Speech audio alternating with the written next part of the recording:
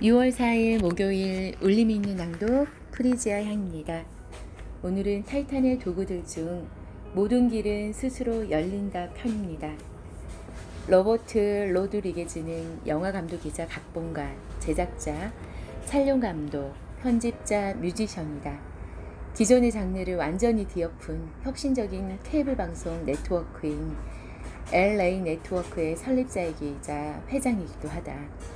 그는 텍사스 대학교 재학 시절 첫 장편 영화의 시나리오를 썼다. 그리고 한 약품연구원은 임상실험에 참여해 받은 돈으로 그 시나리오를 영화로 만들었는데 바로 엘 마리아치였다. 이 영화는 선댄스 영화제 관객상을 수상했고 메이저 배급사를 통해 개봉된 역대 최저 예산 영화라는 기록을 세웠다. 그 데스페라도, 황혼에서 새벽까지, 스파이키드, 원스 어폰 어 타임 인 멕시코, 신시티 이런 등의 각본과 연출을 맡아 세계적인 감독 바늘에 올랐다. 로버트와의 인터뷰는 그야말로 금을 캐는 작업과도 같았다. 그는 끊임없이 홈런을 터뜨렸다. 다른 인물들과의 인터뷰보다 훨씬 길지만 충분히 가치 있는 내용인 만큼 마음껏 즐겨주기를 바란다. 로드리게즈 리스트.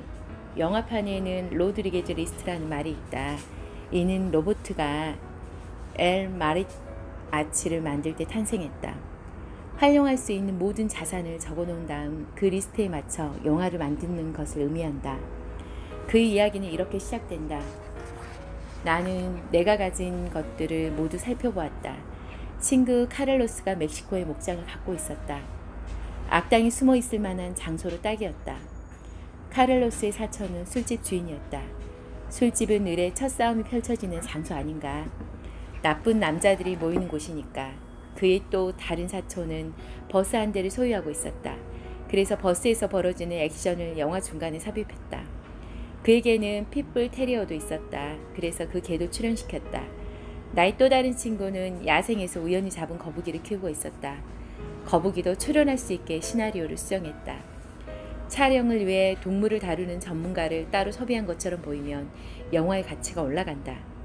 로버트는 거의 빈털털이었지만 이처럼 오직 자신에게 주어진 것들만을 바탕으로 시나리오를 수정하고 영화를 만들었다. 총 제작비는 $7,000가 들었다.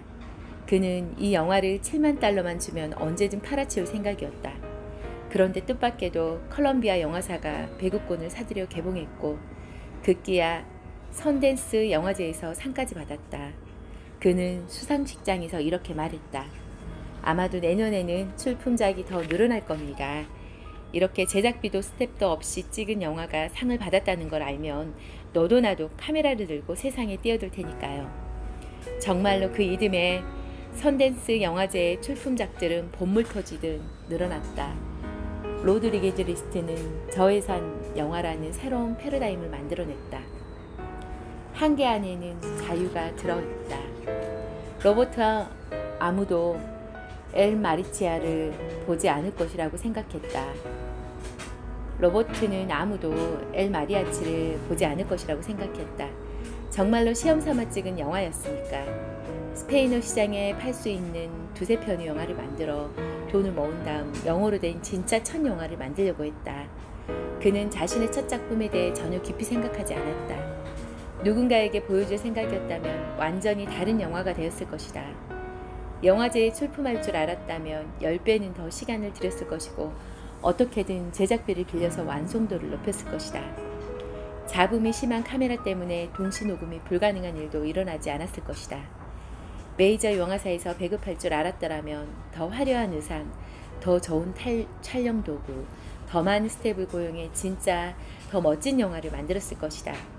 어쨌든 로버트는 유명세를 얻었고 몇 편의 영화를 더 만들다가 문득 그의 남은 인생을 바꿔놓을 만한 깨달음을 얻었다. 그는 말한다. 거북이, 개, 술집, 목장, 버스만 활용해야 하는 상황일 때 나는 더 자유로울 수 있었다. 한계는 곧 자유였다. 한계 안에서 완전히 자유였다. 멋진 깨달음이 아닐 수 없다. 변명은 세상에서 가장 쓸데없는 짓이다. 자금도 없고 연줄도 없을 때 더 크게 성공할 가능성이 높다는 조시 웨이츠킨의 말이 떠오르는 대목이다. 알리바바 그룹의 창업자인 마인 회장 또한 이렇게 말한 적 있다. 우리 회사가 살아남을 수 있었던 이유는 세 가지다. 돈도 없고 기술도 없고 계획도 없었기 때문이다. 그래서 모두가 최대한 신중한 자세로 돈 없어도 실현 가능한 아이디어를 최대한 짜내려 노력했기 때문이다. 약점을 강점으로 바꾸기. 그가 황혼에서 새벽까지를 촬영할 때의 일이다. 특수효과 담당자가 폭발신에서 불꽃을 너무 과하게 터뜨려 배우들이 건물 밖으로 뛰쳐나갔다. 이는 영화에도 그대로 담겼다. 촬영 세트가 다 망가지고 불에 타고 말았다. 미술 감독은 울음을 터뜨렸고 모든 스텝이 난리가 났다. 단 두 사람. 조 감독과 로버트를 제외하고. 조 감독이 그에게 물었다. 감독님 생각도 저와 같으신가요? 그가 답했다. 물론이야. 이대로 가자고. 다 타버린 것도 뭔가 느낌이 있네. 꼭 선봐야 할 것만 고치고 그대로 갑시다. 로버트는 모든 건 계획대로 되지 않을 때가 많기 때문에 우리가 안 되면 주어진 상황을 창의적으로 활용한다는 대안을 반드시 갖고 있어야 한다고 강조한다. 어떻게 하면 돈과 시간이 충분했을 때보다 더 나은 상황으로 바꿀 수 있는가를 계속 궁리할 줄 알아야 한다. 라스트 모이칸, 맨허터, 인사이더 등의 걸작을 만든 마이클 만 감독은 속도감 넘치는 편집으로 명성이 높다. 그는 그 이유에 대해 이렇게 설명한다.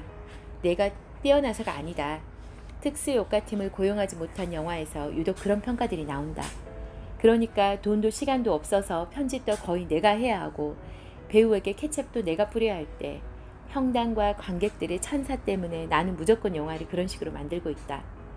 이런 방식으로 살아가는 로버트 로드게이지의 마이클 만에게서 우리는 무엇을 배워야 할까? 로버트가 그 답을 내놓는다. 돈과 시간이 없어 창의적일 수밖에 없는 영화에서는 충분한 여건에서는 만들어낼 수 없는 불꽃이 팍팍 튀어오른다. 그러면 관객들은 이유는 잘 모르겠는데 어쩐지 마음에 든다. 이상하게 자꾸만 보고 싶어진다라는 평을 남긴다. 예술은 불완전할 때도 반드시 있어야 하는 법임을 깨닫게 되는 순간이다. 모두가 같은 문으로 들어갈 수는 없다. 로버트는 세상의 보편적인 문법을 따르지 않는 대표적인 인물이다. 모두가 왼쪽 길로 갈 때 그는 오른쪽 길을 탐사했다. 거기서 아무도 떠올리지 못한 아이디어를 만날 수 있었다. 그에게 성공이란 무리를 따라가지 않는 것이었다. 영화판에서 성공을 거두려면 영화제에 있어서는 안 된다. 영화제가 나쁘다는 뜻이 아니다. 영화제에 모인 사람들은 모두 같은 문으로 들어가려고 한다. 하지만 모두가 들어갈 수는 없다. 좀 더 크게 생각을 하면 경쟁이 덜 심한 곳이 보인다. 로버트는 오랫동안 TV 분야로 진출하고 싶어 했다. 하지만 MBC 방송국의 금요일 저녁 7시 자리를 노리는 수많은 사람들과의 경쟁을 포기하고 그 대신 직접 네트워크를 소유하는 다른 길을 선택했다. 생각해보라. 방송 네트워크를 소유하려고 하는 사람이 대체 얼마나 될까? 아무도 없다. LA 같은 언더그라운드 방송사를 구상하는 사람은 거의 없다. 실행 가능한 탄탄한 사업 계획과 비전을 가진 사람은 아마도 로버트를 포함해 미국 전역에서 10명도 채 되지 않을 것이다. MBC 방송국의 주말 저녁 프로그램을 따기 위해 최고 2만 명 정도가 경쟁한다는 통계 자료는 우리가 어떤 길을 가야 할지 명징하게 보여준다. 성공하려면 가장 높은 곳에서 가장 먼 곳까지 내려다 보아야 한다. 낮은 곳에서는 대부분 길을 잃거나 길을 갇히고 만다. 오늘은 여기까지입니다. 오늘도 감사한 하루 되세요. 고맙습니다.